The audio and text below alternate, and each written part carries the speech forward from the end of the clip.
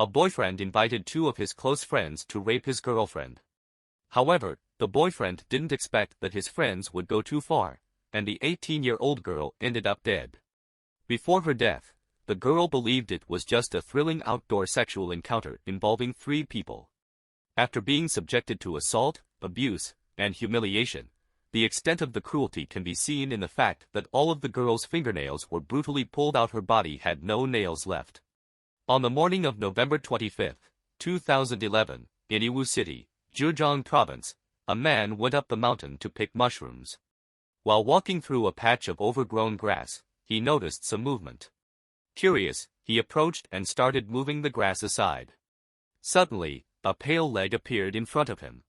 Shocked, he fumbled for his phone from his wet pants and called the police. Upon arrival, the police discovered the body of a female.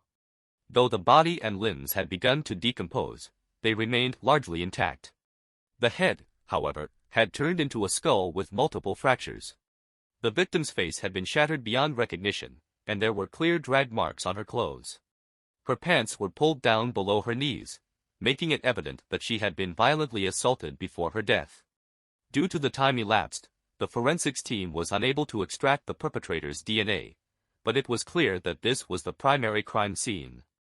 Police reached an initial conclusion: the victim had either committed suicide or had been murdered. Given that she couldn't have violated herself, it was obvious that she was murdered. The perpetrator was either someone familiar to her or a stranger. The crime scene was in a remote mountainous area where it was unlikely for a young girl to go on her own, such as to hunt rabbits. If she had been kidnapped, there would likely be defensive wounds or evidence of a struggle, but there were no such marks on her body. This suggested the perpetrator was someone she knew, who was familiar with the area, most likely a local. So, who could be so cruel as to kill her? What was her identity?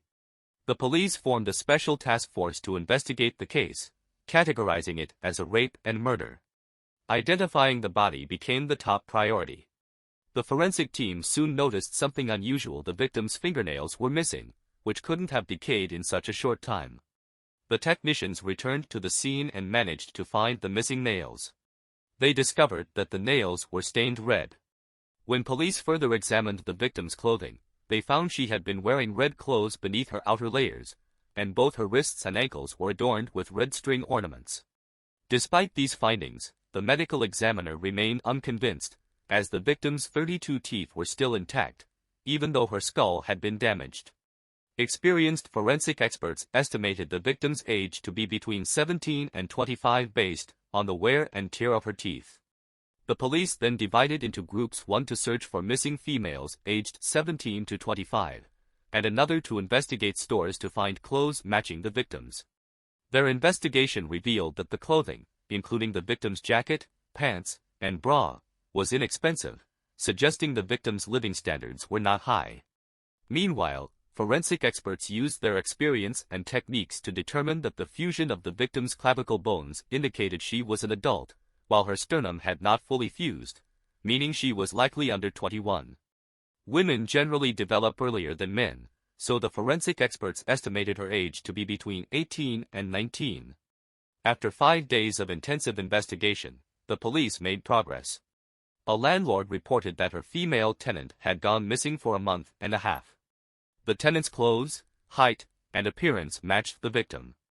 The tenant, named Zhang Li, was 19 years old and had been living with a man, but both had disappeared. The police used technical means to trace Zhang Li's social media account and found that it had been accessed from a different location in Yokong City a month and a half ago. Investigators immediately went to Yokong, and upon arrival, received a tip that the man who lived with Zhang Li was spotted in an internet cafe. However, by the time the police arrived, the man had left. Despite this setback, forensic entomologists made a breakthrough at the crime scene, finding fresh fly larvae in the soil, suggesting that the flies had only recently appeared. Based on the condition of the victim's clothes, they concluded the crime had likely taken place in cooler weather, as flies take about half a month to hatch in spring and summer, but closer to a month in fall and winter. The police printed and distributed 25,000 flyers and published a reward notice online. On the 8th day after the incident, the police received a tip that matched the victim's description. The informant stated that the victim looked like his wife's roommate, and that the victim had been wearing clothes that weren't her own. He also mentioned a specific detail: the victim's shorts had been sewn at the crotch. The police immediately checked and found the description accurate, confirming that the victim was indeed Zhang Wan, an 18-year-old with an elementary school education who was unemployed. Police quickly located Zhang Wan's family and took DNA samples, confirming her identity. Who could have killed Zhang Wan so brutally?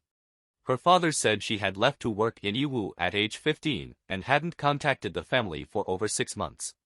The police learned that she had initially worked in a factory but later switched jobs to a KTV karaoke bar, leading to complicated social relationships. She had lived with more than 10 different people, referred to over 50 people as her boyfriend, and maintained contact with over 1,000 people. The police eventually found a man named Lu Kang, who was the last person to call Zhang Wan his wife. When questioned, Lu Kang seemed unaware of her death and insisted that they had already broken up. Lu admitted he found Zhang Wan's relationships with many people too casual, so he had asked 2 friends to chase her away. The 2 friends, Wang Guanyun 20 years old and Pei Jiakang 21 years old, both from Hunan province, were quickly brought in for questioning. Faced with the interrogation, they confessed everything. They said killing Zhang Wan had been easy, as they were already planning a robbery that day. Lu Kang, Pei Jiakang, and Wang Guanyun had planned to commit a robbery that evening. Early that morning, Pei and Wang went to Lu Kang's house to use the internet. Lu, wanting to get rid of Zhang Wan, had the idea of asking his 2 friends to help. Lu told them they could do whatever they wanted with her, then left the house.